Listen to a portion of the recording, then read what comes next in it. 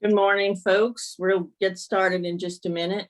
For the media who have joined us, there's a Q&A option at the bottom of your screen. So if you can type in your question there, and I'll ask the questions from the Q&A feed.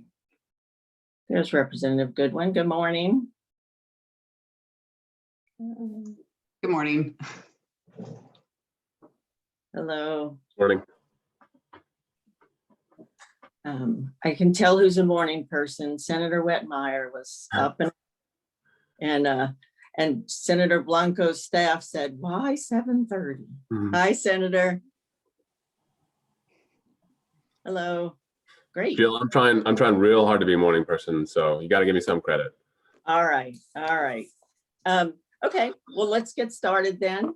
I'm Jill Switzer, and I am the Executive Director of Texas Gun Sense. I'm going to be the MC today. So I want to thank all the legislators who woke up early. I'm sure during the session you wake up early anyway. Thanks to our media guests who are joining us. And a reminder to the media, use the Q&A function at the bottom of your screen to ask questions. And then I'll ask the questions of the legislator. It always helps if you say what publication you're from, and if you want to suggest a legislator or a other speaker to answer your question. Now I'll introduce the panel, and I'll go ahead through introductions of the panelists, and then we'll start with comments from the panelists.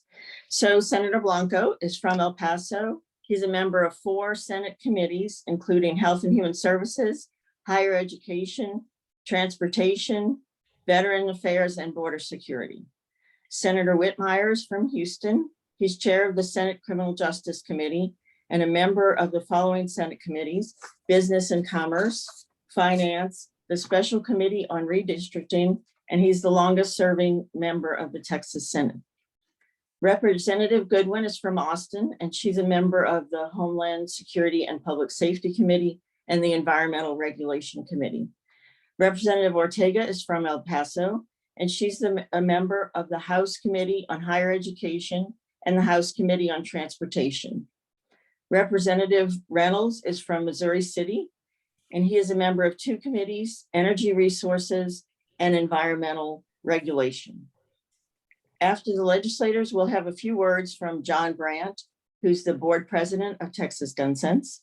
Shannon Flores will speak for Texas Gun Owners for Safety, and Lisa Ross will talk about Lock Arms for Life. So a reminder to media, there's a Q&A function at the bottom of your screen. So type in your question and I'll read the questions. Now I'll invite each speaker to say a few words about the prevention of gun tragedies in Texas. Senator Blanco, if you'd like to start. Well, thank you, Jill, for inviting me to participate in the kickoff of Advocacy Days hosted by Texas Gun Sense, as well as the Texas Gun Owners for Safety. As you know, we continue to get back to normal from the pandemic. Mass shootings just cannot once again become something that we live with. It's something that's normal. Less than the week went from the tragedies in Atlanta and Boulder. It's unfortunate these things are happening. I was on the ground in my district in the aftermath of the El Paso shooting, just a few blocks away. And every time I see another mass shooting, my heart breaks. And I can't help recall all the feelings of deep sadness, of frustration, and of confusion that I felt, that I know that these communities are feeling. No community should experience that type of sadness, that type of devastation, and people want solutions. For communities like El Paso, Midland, Odessa, Atlanta, and now Boulder, solutions are part of the healing process. And we also have to honor the victims by preventing future tragedies. And as leaders, it's our responsibility to make changes that will help prevent horrific tragedies from ever taking place again in our state and in our country. You know, a month after the shooting in El Paso, the Texas Safety Commission released a nonpartisan list of recommendations. And I always felt that those recommendations would be a good starting point. And since these were based on input that we received from stakeholders and from state leaders, and those recommendations from the governor's Texas Safety Action Report have been the focus of several bills that have been filed. I filed some of those bills related to the August 3rd shooting in El Paso. And I also filed other gun safety reforms that require background checks for anyone purchasing a gun. There was a poll done by UT and Texas Tribune that said about nearly 80% of Texans, 80% of Texans support background checks on all gun sales. And I believe it's important for our community to let everyone know that, especially the victims and their families, that we have not forgotten about this tragedy and that we are actively working towards solutions, and that we still have this time in this legislative session to get it done. So it's important that those that we have lost and the loved ones that we have lost hear that message from legislative leaders, that you are not forgotten and that we're going to continue to work hard. Thank you. Thank you very much, Senator Blanco. Senator Whitmire. Yes, ma'am. Good morning, and thank you for bringing us together. I think Senator Blanco eloquently put it in perspective of what our responsibilities are. And I'd like to drill down a moment on what some of our challenges are. The challenge is that even though, as the senator mentioned, 80% or plus would look for reasonable background checks, even though large number of Texans understand the extreme risk protection orders. These are common sense, family values, public safety. There's a large segment of the legislature that is ignoring that public opinion and the concerns of their constituents. So as Representative Goodwin, Ortega, Senator Blanco, myself, and others continue to fight, we've got to recognize that and I know I'm singing to the choir, let me digress a minute, or we wouldn't be together this morning, but elections matter. So we're gonna fight it in the halls of the legislature, but the 2022 elections are gonna be so significant to support those that believe in reasonable gun laws, but also to recruit candidates and voters that agree with us. Because right now, literally, we're outnumbered. When you look at the makeup of the Senate, and quite frankly, when we do make progress, we pick up an additional friendly senator and Gutierrez out of San Antonio, they just change the rules on us to make it more difficult for common sense legislation. And you see some of the same transactions in the House. And it starts with the governor, of course, who sets the tone. So while we come together this morning, and we've got a great team, I'm very impressed, Representative Reynolds from back in my hometown.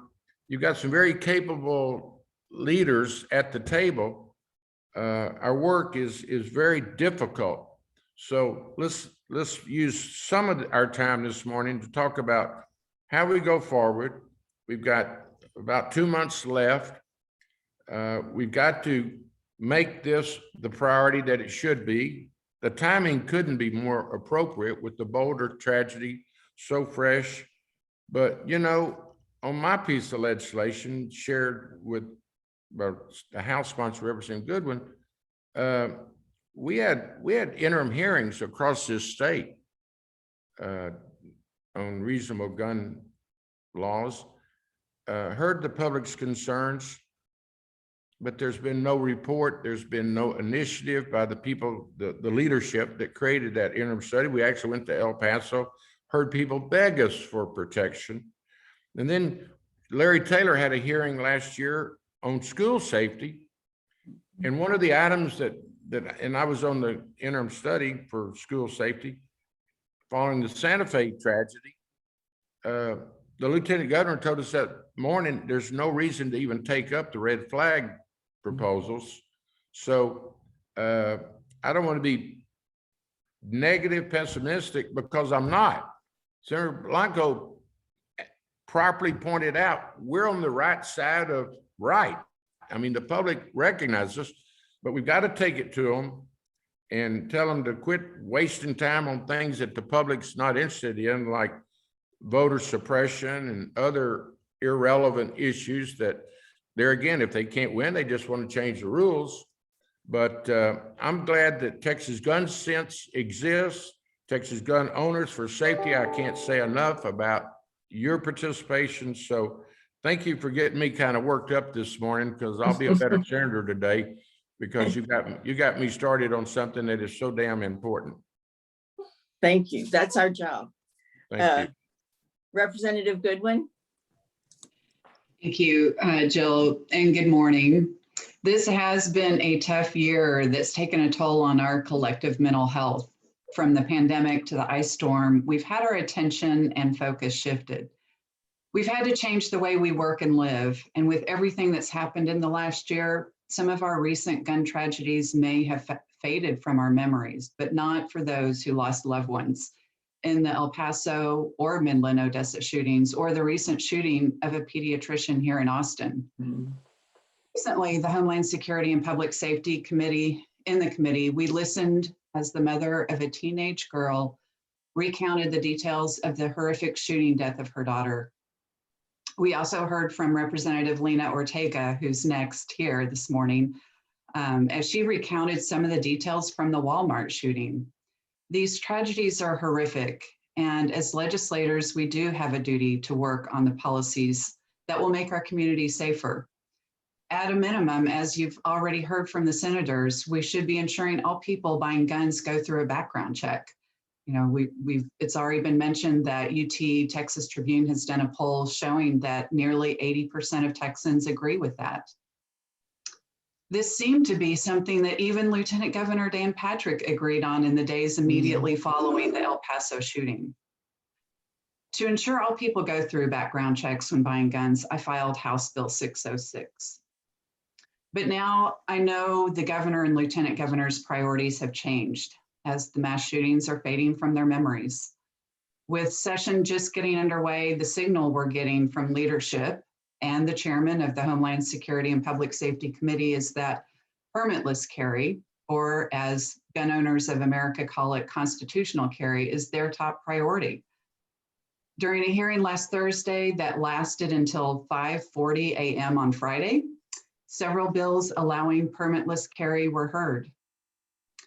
Society seems to be divided into two groups: those who believe the world is safer when there are regulations, checks and balances on gun ownership, and training on how to use and store guns safely. Then there's those who believe easy access to guns and a greater prevalence of guns on the streets makes us safer. The Gun Owners of America even brought in a debunked doctor to provide testimony on how we're safer when there are more guns. I don't want to carry around a gun everywhere I go, to the grocery store, to church, to a movie theater, to work, to a concert, or just walking down the street. I want to live in a world where we no longer need active shooting drills in our schools. I want to work in a capital where I don't feel like I'm in a third world country because we have armed guards carrying long guns. In addition to my bill on background checks, House Bill 606, I also filed several bills that were presented to me by the Department of Public Safety.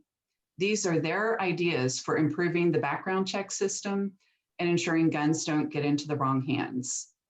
After a hearing on my House Bill 1039, I don't feel confident it will pass, even though it's supported by law enforcement. In a Homeland Security and Public Safety hearing, Representative Landgraf laid out his bill in response to the Midland-Odessa shooting in his district. His bill will create an alert system. So when a shooting is happening, people within a 50-mile radius will be alerted. While I think there is some merit to this, it does nothing to address the fact that this shooter killed his victims with a gun he purchased without a background check after failing a background check. Representative Lena Ortega laid out her bill in response to the El Paso shooting and had to listen as countless people testified against her sensible gun safety measure. I'm afraid that, particularly as a result of the pandemic and a shift of our attention to other very important things, we are not going to pass gun safety measures this session. I feel like the legislature is letting our communities down by not taking sensible steps after the multiple mass shootings we've had here in Texas. I wish I could be more positive about the passage of gun safety initiatives, but current leadership in this state is moving us in the direction of having more guns with fewer limitations. And yet, I won't stop pushing for gun safety legislation. Emails like one I received yesterday from a woman whose younger brother was shot and killed in Odessa will keep me pushing for change. If you wish to have your voice heard, it's the governor, lieutenant governor, and speaker who need to hear your voices now. These permitless carry bills will be heard on the House floor if the calendars committee members set them on the agenda. Reaching out to members of the calendars committee could also be helpful. I wish I could paint a brighter picture, but with that, I will turn it over. Thank you, Representative Goodwin. Representative Ortega. Oh, you're on mute.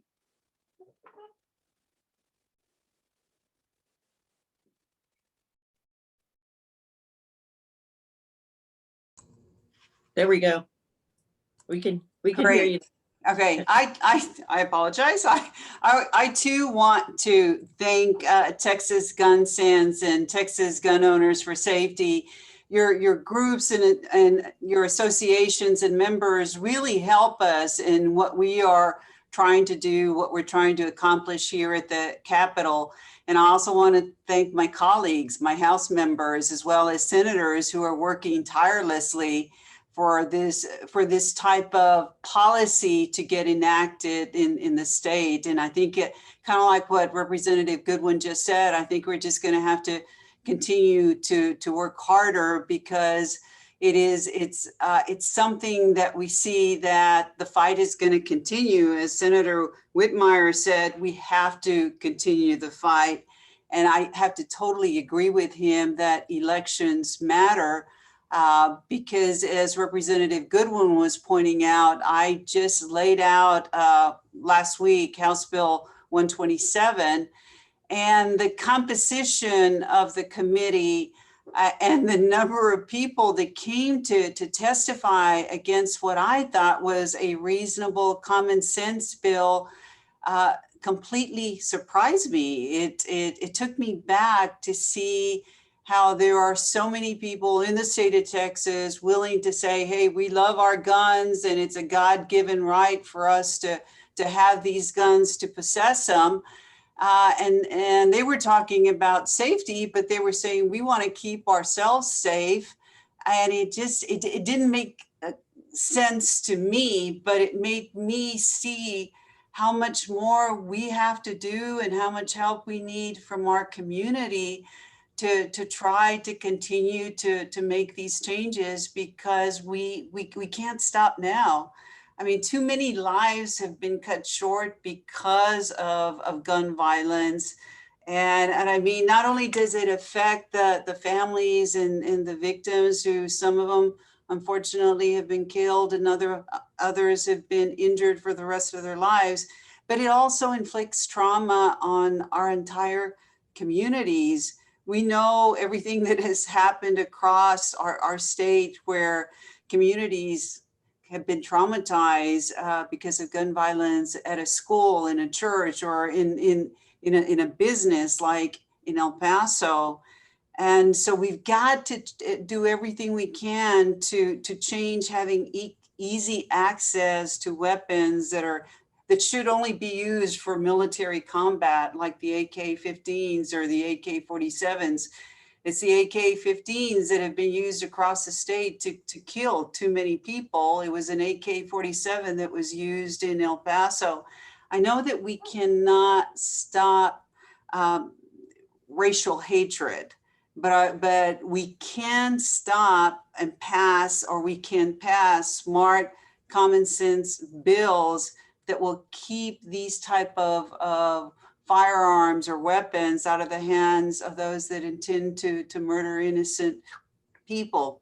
This session, like some of the bills that have already been talked about, I did file 5 bills aimed at doing that. And you just heard about one that was heard last week. I too do not believe that that bill is actually going to pass. I think that it was a simple bill, and it was a bill that basically prohibited the public carry in public places of long guns. So I thought that maybe that would be a bill that potentially had a chance of getting and debated on the House floor, but I don't think so. The other bill that I passed, that I filed, like Representative Goodwin, was a background check bill. And I know that many other members or lawmakers have filed the same bill. And I had expectation that there was a chance for that bill because of the comments that were made by the Lieutenant Governor at our roundtable discussions in El Paso. But now I don't believe that's the case. That doesn't mean that I'm not going to stop pushing to try to make change. It just actually makes me believe that we have to push harder to try to eventually be successful. I think that for this session, the best thing that we can do is to try to do what we can to kill these bad bills that we are going to be hearing on the House floor. And again, I thank you all for your support, because it's always good to have others standing by you when we're having these type of discussions. Thank you for inviting me. Thank you, Representative Ortega. Representative Reynolds? Well, good morning. It's good to see everyone this bright and early morning. I do appreciate the organizers for this great, much needed discussion. And much has already been said. I don't want to be redundant, but like many of you, I'm very, very frustrated.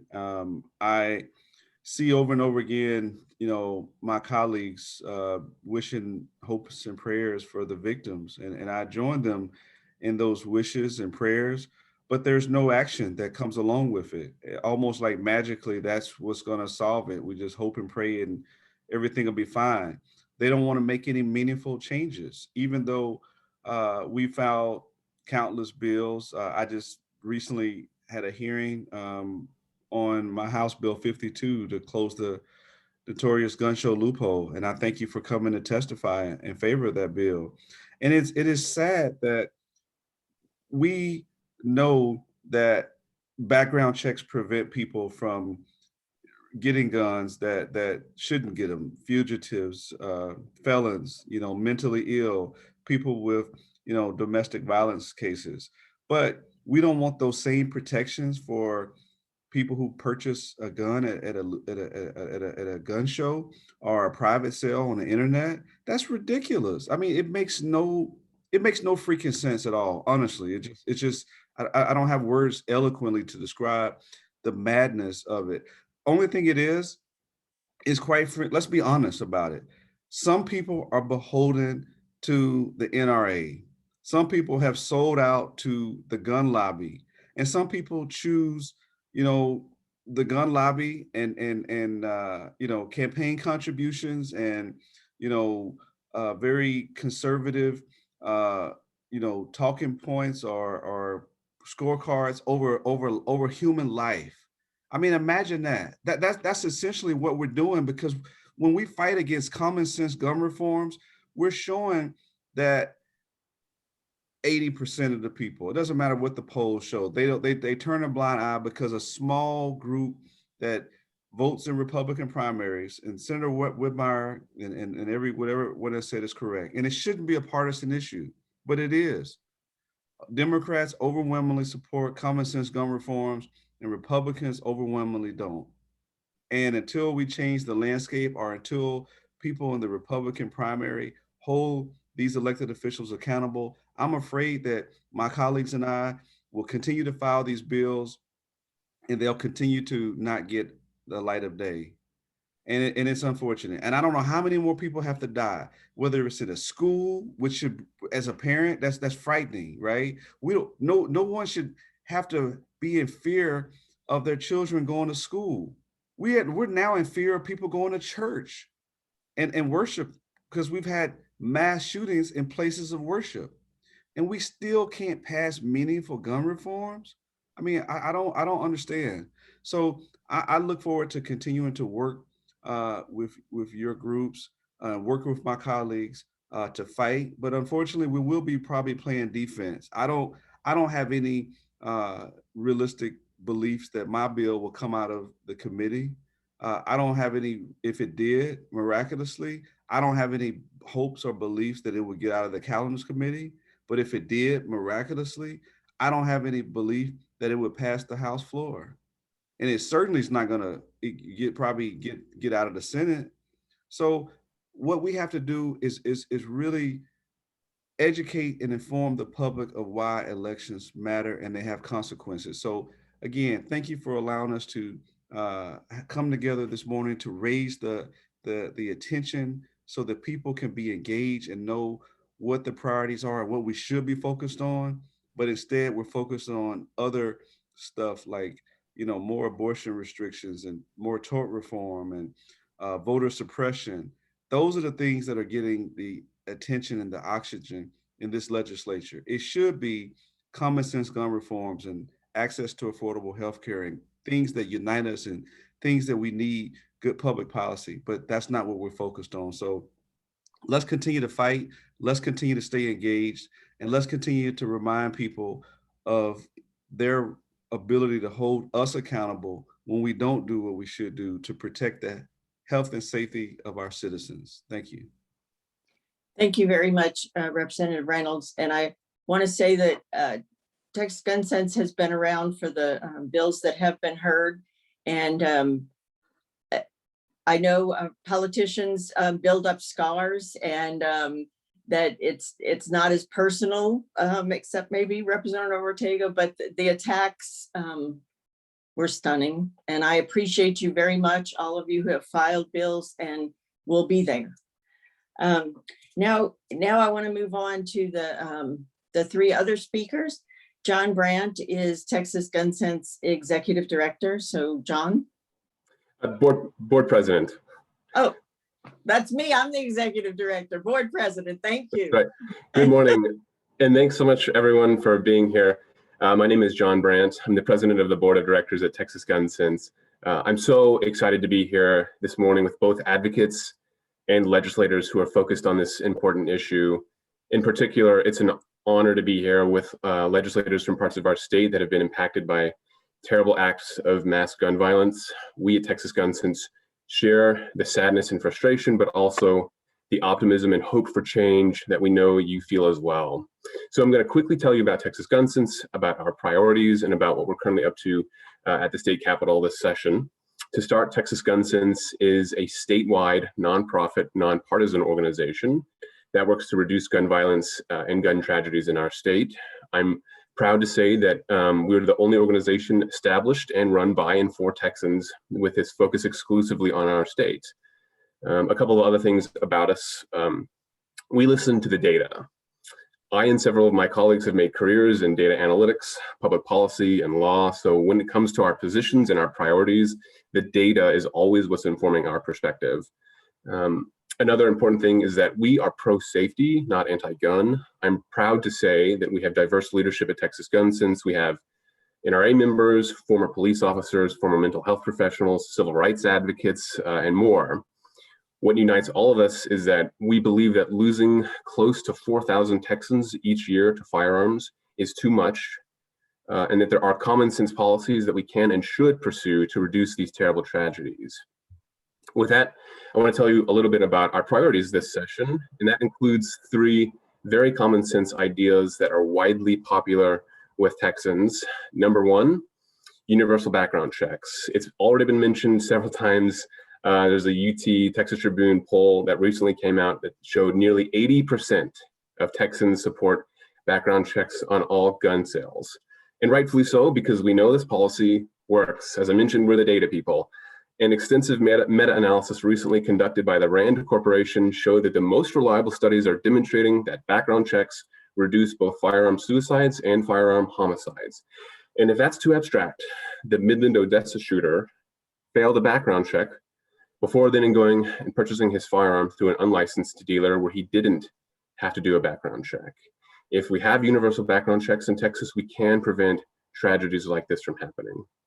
Priority number 2, extreme risk protection orders or red flag laws. These laws provide a proactive way to temporarily restrict a person who's experiencing a crisis from accessing firearms. It's a process that can involve family members who know the individual best to refer that individual to a civil court where due process is fully protected and a judge decides that if that person represents a danger to themselves or others. We know these laws work as well. For example, Connecticut and Indiana, which have this policy, have reduced their firearm suicide rates by 14% and 8% respectively. And it would help Texans too. In the case of the El Paso shooter, the shooter's mother notified the police that she was worried weeks before the shooting about her son. If we had a red flag law in Texas, we could have saved those lives in El Paso.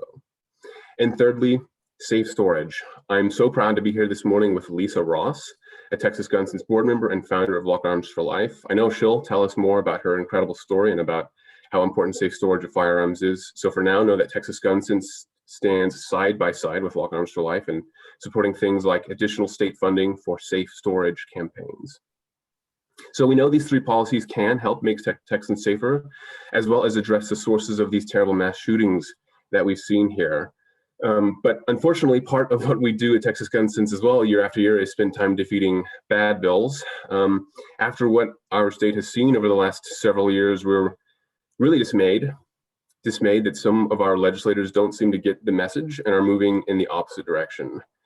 In particular, one policy idea that some of our legislators are supporting is called permitless carry. Some people call it constitutional carry, but it can more literally be described as permitless carry.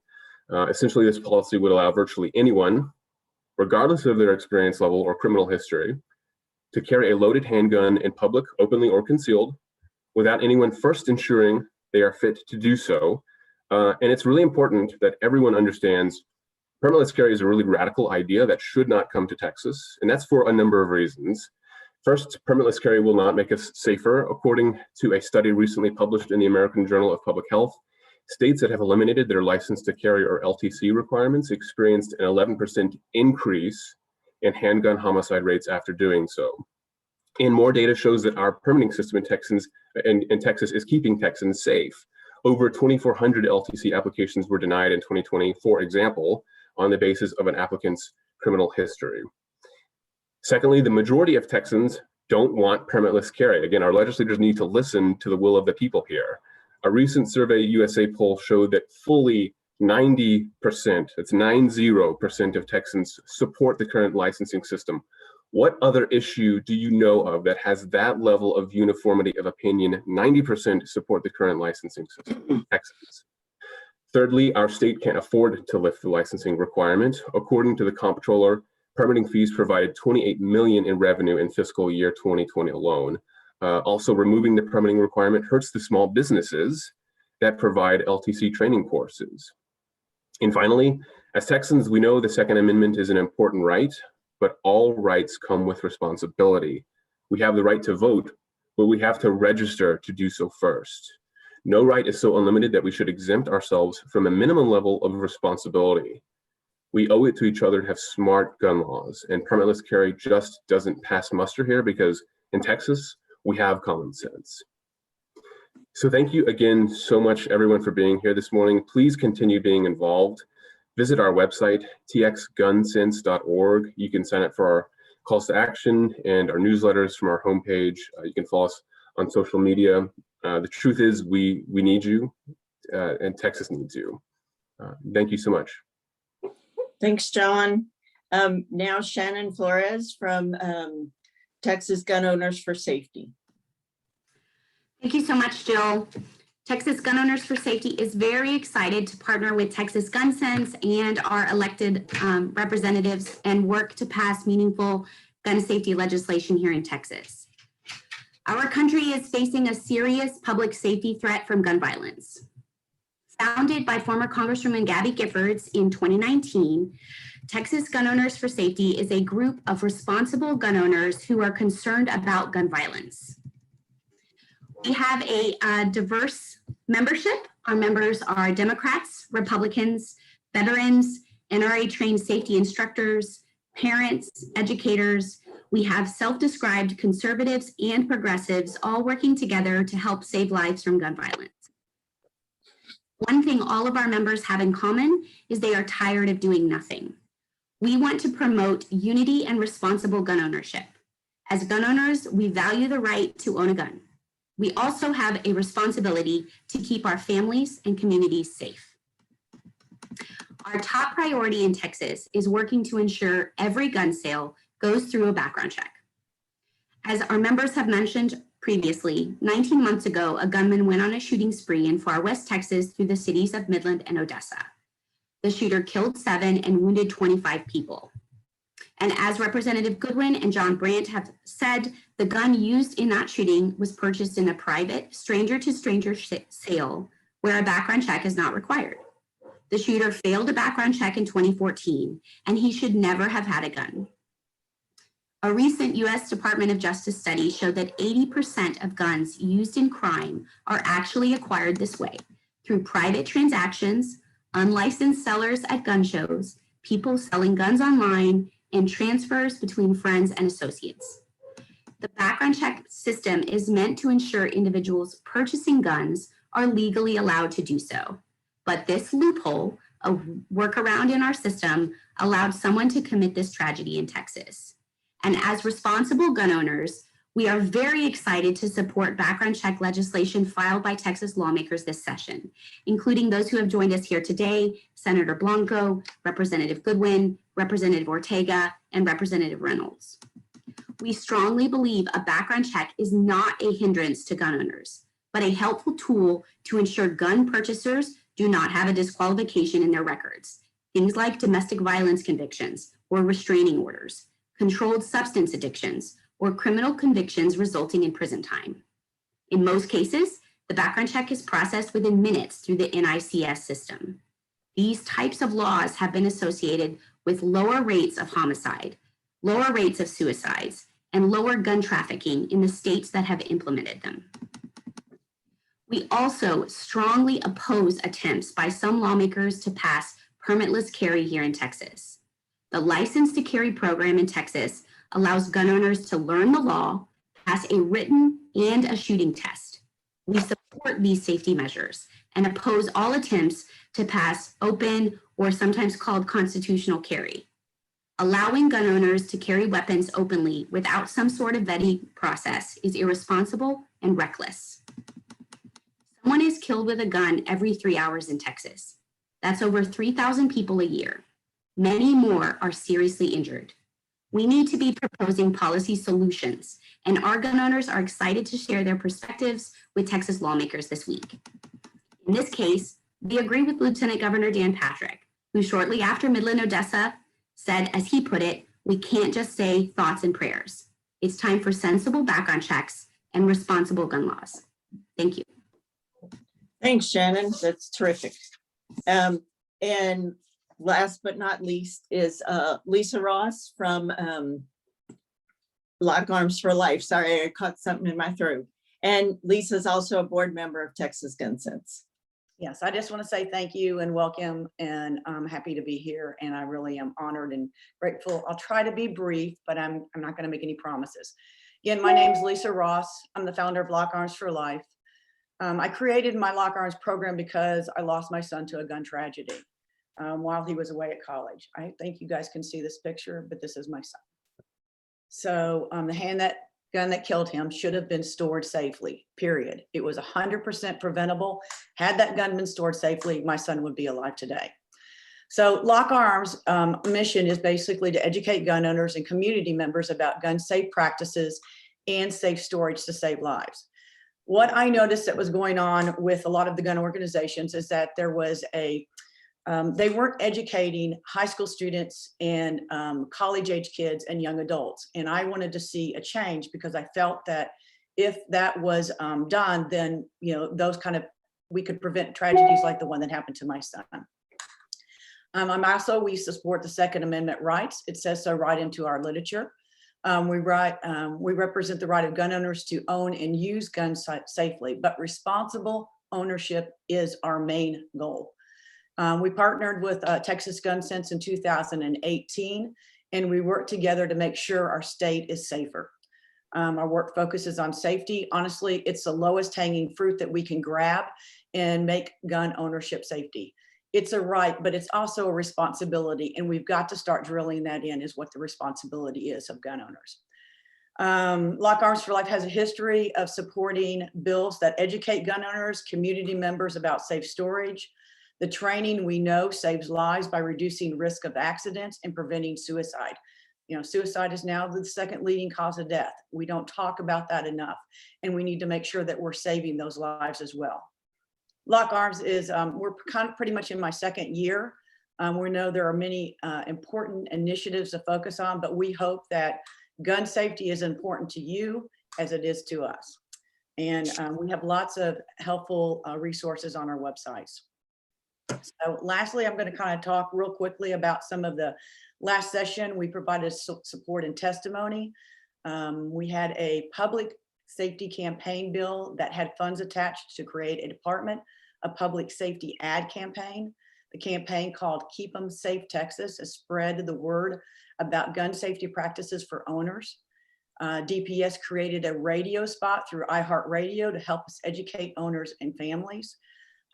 Our work last year was championed by Representative Donna Howard, who could not be here today, but we are just so appreciative of her leadership on that safety campaign and bill to help us, kind of put us over the top. Working alongside her, a good program came about, and that could help save lives. We're working again this session with her and hoping that we can get some fresh funding for the coming year. Listen, education is an ongoing thing. To be effective, you have to continue to educate. I mean, it's common sense. We know that with everything we do. Last session, we also supported a bill designated to June as a Gun Safety Awareness Month. In the last session, this was kind of written more as a gun violence prevention bill. For this year, Barbara Gervin Hawkins, which is HB 909, designated June as Gun Safety Awareness Month. This is an important month for gun safety messaging. Young adults are heading to college during this time. There's kids at home for the summer, guns in the homes, for the first time. There are many gun owners that have first-time buyers that are going to have guns in their homes. Last session, we worked for a tax-free day for safety devices like gun locks and gun safes. Representative Rosenthal was one of the sponsors of that, and so was Senator Zaffirini, and Senator Huffman also was with that. These devices too can save lives. They permit gun owners to use guns as personal protection devices, but a good $89 gun safe can be in the hands of somebody and waiving the tax is a great way to start promoting safety. We're also working with Texas universities and volunteers to make a safety storage map. The online map will give owners a way to find places for temporary storage for people experiencing moments of crisis. We're reaching out to gun communities and ranges to begin with, but we hope to expand that to law enforcement in other areas. We've also been talking with cities and state organizations about sponsoring a discount of the safes that I talked about earlier. Last year, the Austin City Council approved $200,000 to fund gun locks, biometric safes, safety education, and social media as messages. We're hoping that we can start getting this message out about gun safety. I think that that's the most important thing we can do right now is start talking about storing our guns safely and getting that message in every PSA we can. A copy of my plans and my program is on my website at lockarmsforlife.org. We just want to make sure that we are helping our state and creating better ownership. As I said before, over the past 12 months, there's been a record number of gun and ammunition sales, and because of lockdowns, there's been little in way of education and training, and that has got to change. I'd love to help in any efforts that I can, so if any of the representatives need to reach out to me, you can reach out to me through my website, through Jill, through Texas Gun Sense, however you need to do. Being responsible should be a part of the right of gun ownership. You know, my son, John, and others like him deserve protection and leadership. And I want to tell you, thank you. Thanks, Lisa. I've had the privilege of listening to Lisa's story on a number of occasions, and every time as a mom, it affects me. And so I appreciate your willingness to try to help other moms. So one question I got from Sammy Sparber of the Texas Tribune, not for anyone in particular that she named. The session is halfway over and several gun violence prevention bills, including some crafted from the governor's recommendations after El Paso and Midland Odessa, are still waiting to be heard in committee. What is your reaction to Governor Abbott and state GOP leaders doubling down on protections for gun owners after recent mass shootings in Georgia and Colorado? And what does this suggest about how the legislature will address gun violence this year?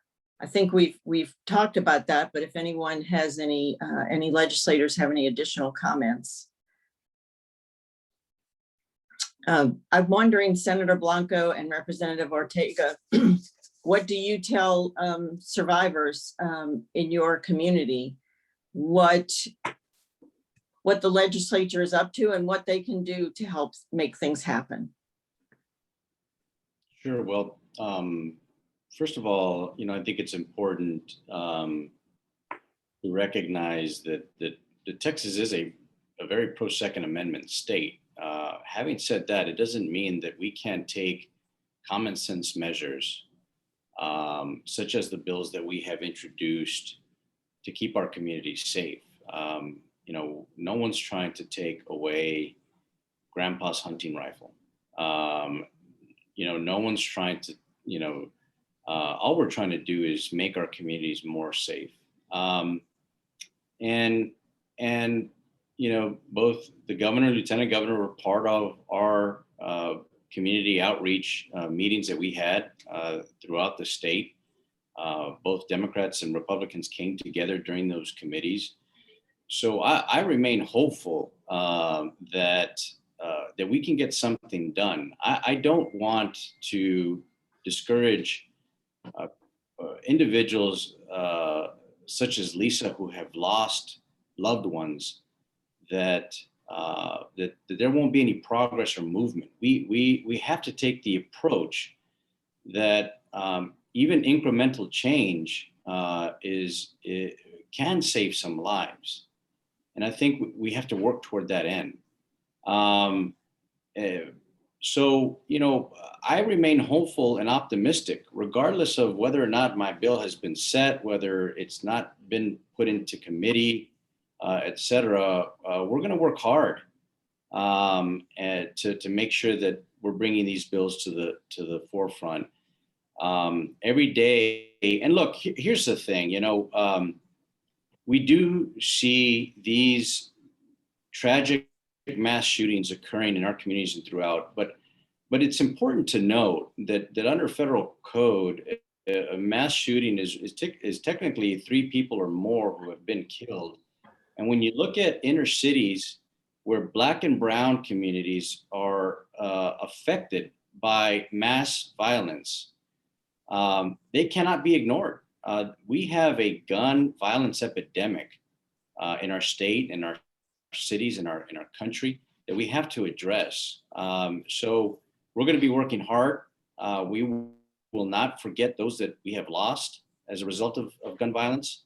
And we're taking these measures seriously, and we're going to work hard to get something done this session. Thank you, Senator Blanco. And Jill, if I could just follow up on that question. As an advocate, I would want our state leaders to know that and the community of advocates that we represent are incredibly frustrated that in response to these terrible mass shootings, our state's leadership is doing effectively nothing.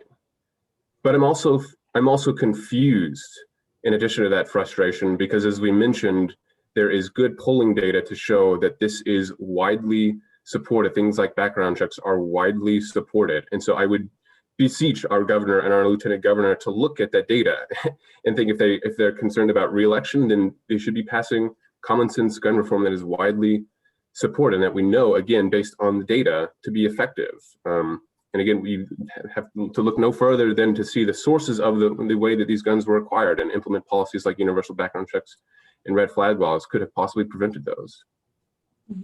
Thank you. I would also like to add that I think we need to make the governor and the lieutenant governor remember that all Texans are important.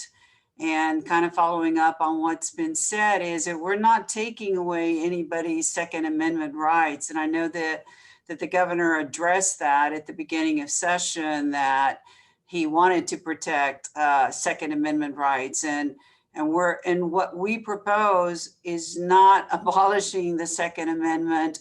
We want to work with them. So I think that for my community, as well as other communities that have been so affected by gun violence, is that they have to continue to shout out, to express and let those in power know that this is very important to them and that they want to be heard, and they can't forget what has happened in the past. And I think we just have to kind of keep, again, going at it. And I think it is really important to get to top state leadership and remember, and let them remember again that the people vote, and that they will remember if actions are not taken from these tragedies. And I, like Senator Blanco, I am going to continue to stay positive and not give up, because we can't do that right now. We just cannot give up on this effort. In support of what Representative Ortega just said, in response to those who are saying this is any kind of legislation, any kind of gun reform infringes on my Second Amendment rights, we have no further than to look to this former Supreme Court Justice, conservative icon, Antonin Scalia, who wrote in a 2008 Supreme Court decision in the case of DC versus Heller that such gun reforms are consistent with the Second Amendment, and the Second Amendment is not necessarily unlimited. And we can respect the Second Amendment and have data-driven, common sense policies. Correct. I have a question for Representative Reynolds and one for Representative Goodwin. Representative Reynolds, and I didn't erase it. This is from Chip Brownlee of The Trace, which is a national publication about gun violence prevention. And he says, State Representative John Rosenthal, House Bill 1580 in the Public Health Committee, which would establish a statewide Office of Violence Intervention and Prevention, which would support community-based programs to prevent violence, including gun violence, through coordination and a grant program.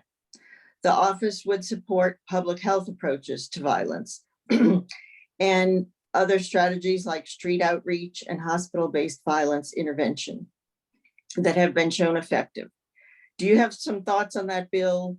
And do you think the bill directly pertain to gun rights or gun access, or is it a public health issue? Well, thanks for the question. And I know I've actually spoken to my colleague, Representative Rosenthal, about this bill that I support it. I think it's good public policy. I think it's a little bit of both. I think it's about health and public safety. I mean, basically what we've been discussing is about public health and safety. When you talk about the number of suicides that can be prevented, the number of lives that can be saved, this is about public health. This is about doing common sense things to prevent these tragedies from happening over and over again. And so I think it's a combination of both, and I think it should be passed. Am I optimistic that it will? Unfortunately, I'm not. And again, the message is simple, that we have to continue to reiterate that and push back on this false narrative. There's a false narrative that any gun reforms is an infringement upon people's constitutional rights. I heard that over and over again when I laid out House Bill 52, and it was totally a false narrative, but that is the only argument they can make, that to try to change the narrative and put us on the defensive. Like, and we're steady saying, oh no, we're not trying to do that. And they're just saying that so that there's nothing that happens. And so we can't continue to let them control the narrative. We have to be on offense. They are the ones that need to be on defense, because we're on the right side of the issue.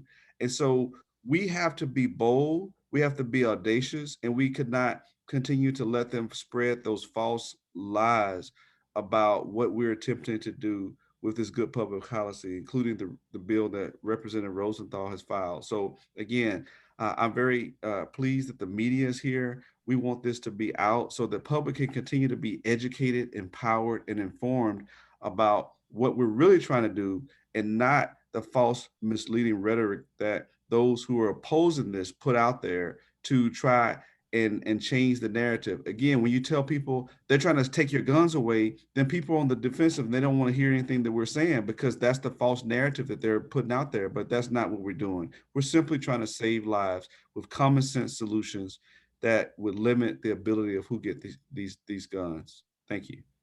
Thank you. Representative Goodwin, and then I'll finish with the delegation from El Paso. One thing I hear all the time is the criminals will always get guns. So can you help me respond to that as a member of the committee that hears the gun bills all day, every day, it seems like? You know, we often pass laws and know that criminals are still going to break laws, but that doesn't keep us from passing laws to weed out the majority of the problems, to make it harder for criminals to do what they want to do. And so, you know, I hear that argument all the time too. And I think we have all kinds of laws, for example, around driving a car. You know, you have to learn how to safely drive a car and follow the rules. And I attended one of the trainings that the state provides for the marshals who are allowed to carry guns into the schools. And I thought, you know, if we're going to allow that kind of a program, we do at least need to have extensive training around gun safety and what it means to be carrying a gun around. But the argument about criminals will still get their guns, that doesn't mean that we shouldn't pass laws to make it harder for them. Yes, thank you. Representative Ortega, Senator Blanco had to go lay out a bill. So we all know that the El Paso mass shooting was in the beginning of August 2019 and Midland, Odessa at the end of August 2019. And I thought to myself, when I looked up the representation in each of those areas, the whole El Paso delegation are Democrats. The whole Midland Odessa delegation are Republicans. And I thought to myself, now here we go. We're going to solve it now. We're going to solve the gun violence prevention problem in Texas now. And as far as I can tell, the only bill from the Midland Odessa delegation is Representative Landgraf's bill about an active shooter alert, which is a fine bill that we support. But what are your thoughts on that difference? I guess it just shows that there really is a difference in the way representatives, depending on what party they have been elected from, how they view things. And again, common sense gun reform should be bipartisan. It shouldn't matter whether you're a Republican or a Democrat. It's what makes sense. And I think that at some point in time, that people will come to realize that. And I mean, I've spoken to Representative Landgraf, and I know that he was extremely upset with what happened in his community. And he supports common sense gun policy. So it's not, I think that opened his eyes in terms of how things can happen. And I support his bill. I think it's a really good bill in terms of trying to alert people when there's something like that taking place. So I suspect that bill has a very good chance of passing during this session. I just believe that we as Democrats have to work harder with Republicans to make them realize that they've got to go a little further than that on making changes that will actually protect everyone, regardless of whether it's a Republican or a more Democratic community. So I do believe that it's not something that's going to be easy, but it's something that we have to keep trying. But there are differences, clearly. We'll keep trying. Thank you, Representative Ortega. So I appreciate your time this morning. I know legislators have to go in all different directions at this point of the day. So we'll sign off and let you know that we will post for Texas Gun Sense the recording of this on our Facebook page as soon as we can. And Shannon, would you like to say a final word for gun owners for safety? I just appreciate the opportunity to partnership with Texas Gun Sense. Y'all are established in the state, and we appreciate the work that you do. Okay, thanks, everybody. Have a good day. Bye-bye. Thank you. Thank you, everybody. Have a great day.